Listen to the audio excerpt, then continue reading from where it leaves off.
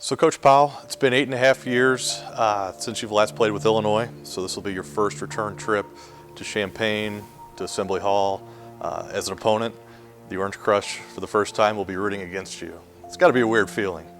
Yeah, it's going to be really mixed emotions. I had a lot of great memories there.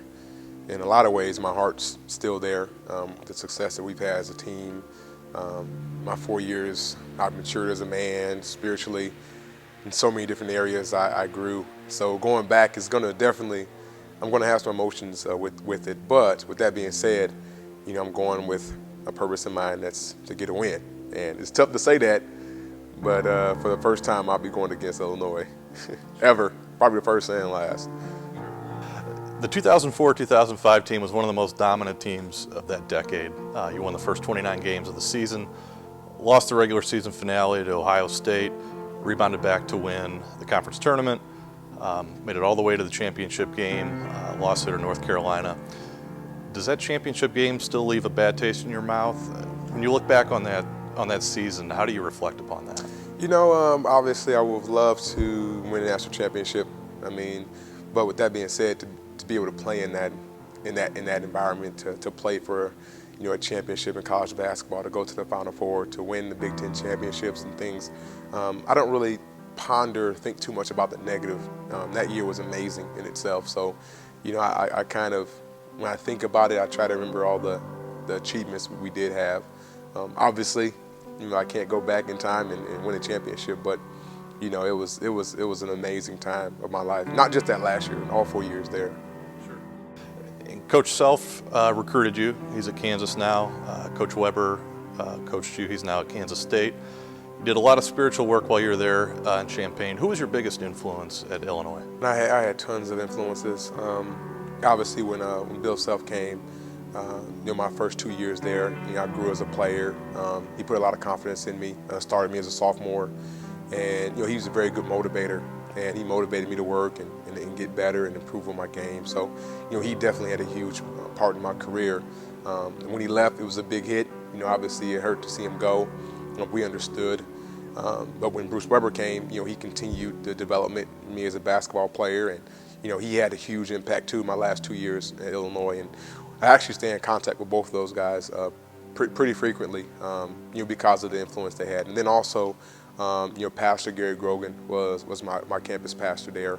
My junior year is when I became a Christian, and spending time with him and the mentorship and the Word of God, and helped me grow as a man of God. As a young student athlete, those three people, I would say, probably had the greatest influence.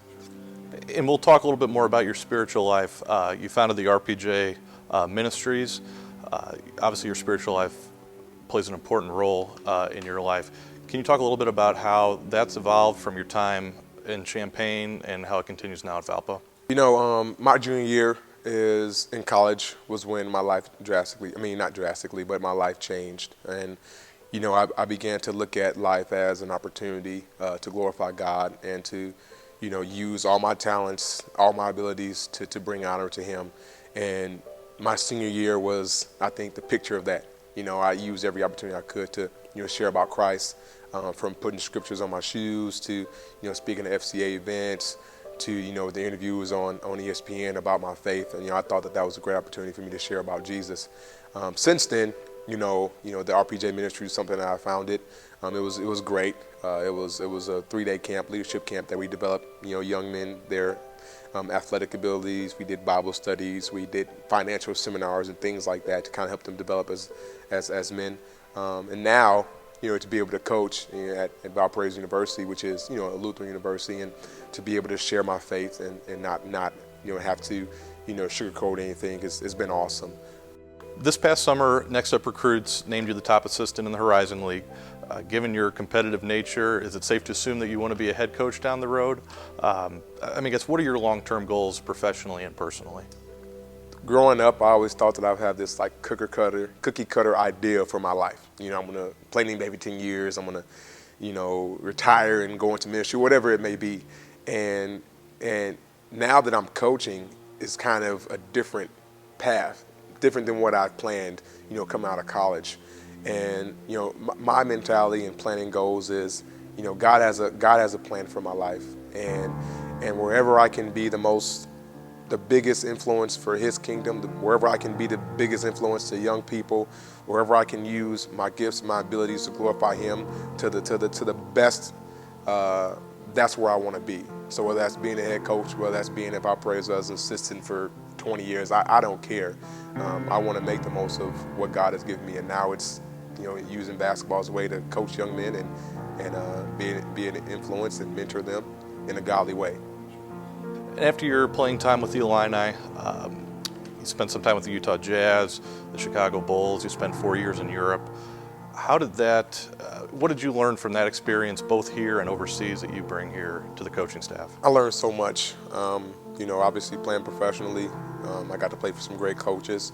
Spent time with Coach Sloan, Jerry Sloan, and Tom Thibodeau, and just being in their training camps. You take so much being in the locker room, being in their practices. You take a lot from that.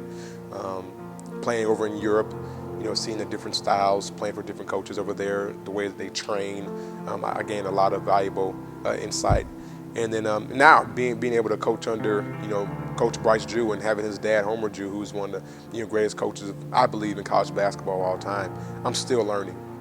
So I've been blessed. God has really put me in a situation where I can learn a lot from the guys I'm around, and I'm just so thankful for that. Was there a bit of a culture shock going over to Europe, or how did that differ from playing here domestically? At first, I was nervous. I've lived in America for my whole life. My first year was going over to Italy, and culturally it was awesome. I got to really build some really good relationships. Basketball's basketball wherever you go. Obviously, there's different styles. The game is different over there, but I learned a lot, and I became a better basketball player. But one thing that I think helped me immensely was every country I went to, I found a local church, and I found a place where I can go fellowship. And it was really cool. I was in Italy with a church that spoke Italian, and we had a translator. And by the time my wife and I left Italy, we were crying because we built such good relationships. And that was the same everywhere, every country we went to. The relationships pretty much helped my transition